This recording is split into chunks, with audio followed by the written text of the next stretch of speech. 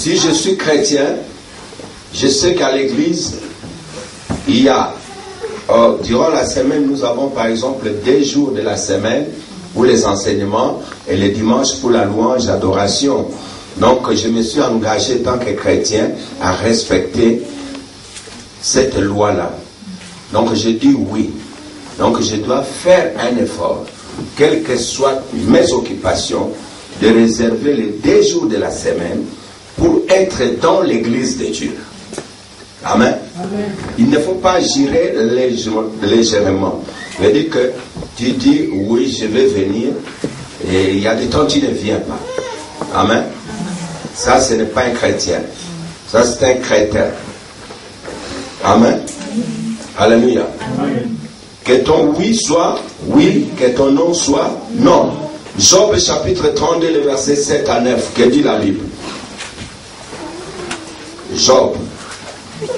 C'est l'Ancien Testament. Alléluia. Amen. Oh, moi je suis âgé de 55 ans. Tes 55 ans n'a rien à voir avec l'église de Dieu. Amen. Amen. Ce n'est pas l'âge qui prouve que toi tu es mûr. Ce n'est pas l'âge qui prouve que tu connais quelque chose. Amen. C'est celui qui a l'esprit de Dieu. Celui dont l'esprit de Dieu habite. Celui-là, c'est celui qui est intelligent et sage. Tu peux être âgé, je ne sais pas, de 60 ans. Ce n'est pas le problème de l'église. Le problème de l'église, même si cet enfant a 15 ans seulement, mais il est rempli de l'esprit, il peut juger tout. Amen. Il peut diriger. Il peut devenir votre pasteur. Amen. Ce n'est pas l'âge. La raison pour laquelle vous voyez, il y a des jeunes pasteurs, il y a des pasteurs qui n'ont même pas 20 ans, mais dirigent les grandes églises aux États-Unis. Amen. C'est ça que Job est. Parce que même Job pensait que c'était quand tu es âgé, donc tu deviens sage. Or qu'il a trouvé même des gens qui étaient plus âgés que lui, c'était des connards. Quelqu'un n'a pas dit amen. Amen. Là, je ne dis rien, absolument rien. Alléluia. C'est pas parce que tu es âgé. C'est pour cela que tu vois une maman âgée, mais elle fait des bêtises comme si c'était une jeune fille. C'est pas l'âge.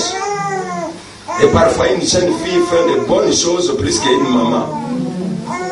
Vous voyez? Donc en réalité, ce n'est pas l'âge. Mais celui qui est rempli du Saint-Esprit, il est jeune. Même s'il a 82 ans, il est jeune parce qu'il fait des choses correctes. Avec la puissance de l'Esprit. Et il dit la vérité quand il faut le dire. Et dans certaines églises, les gens n'aiment pas la vérité. Ils aiment que tu puisses mentir ou dire des faussetés. Là, ils acclament. Mais quand tu commences à dire la vérité, après demain, on les voit prier à l'église. Chacun commence à se retirer. Et quand vous demandez pourquoi, dire ah non, cette église-là, ce n'est pas une bonne église. Alors, allez chercher l'église des farceurs. Amen. Amen. Alléluia. Amen. Quand tu acceptes de venir dans l'église de Dieu, on doit te dire la vérité. Si on ne te dit pas la vérité, alors ce n'est pas une église. Amen. Peut-être c'est l'éclipse. Pas l'église. Dans 1 Corinthiens chapitre 13, le verset 11, ce que dit la Bible. Aujourd'hui, nous allons écrire des versets, même 120 versets. Était de l'enfant.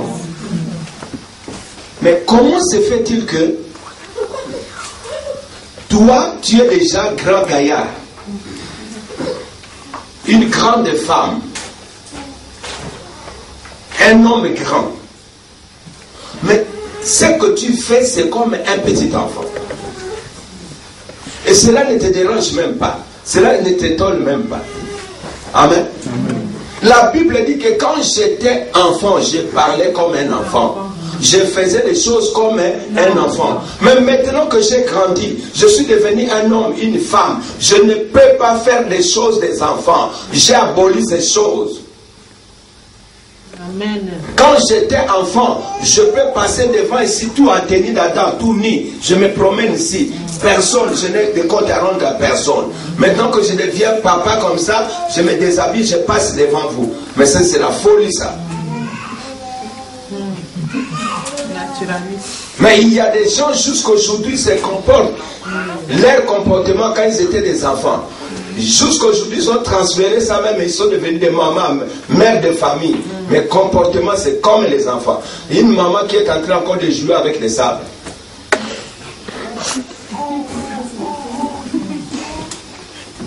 Tu reviens le soir, tu trouves ta femme en train de jouer avec des poupées.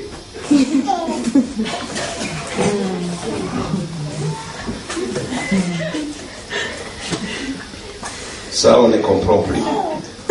1 Corinthiens chapitre 3, le verset 9. Il a étudié cette assemblée-là. Il a regardé les gens de l'église. Il a trouvé que ils disent qu'ils sont des chrétiens, mais ce sont des chrétiens charnels. Amen. Voilà ce jour-là, il a dit, moi je ne peux pas vous prêcher des choses dires de l'esprit, parce que vous n'allez jamais comprendre. Amen. Amen. Vous êtes des charnels. Vous êtes encore des enfants. Je vais vous donner du lait à boire.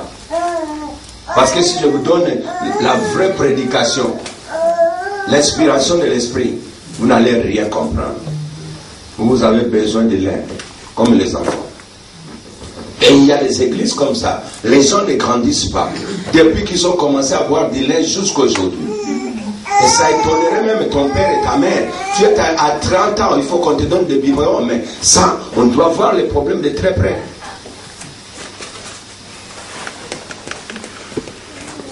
Depuis qu'on a commencé à te donner du lait, depuis que tu étais encore bébé, à 30 ans, il faut que ta mère puisse faire encore des biberons pour toi.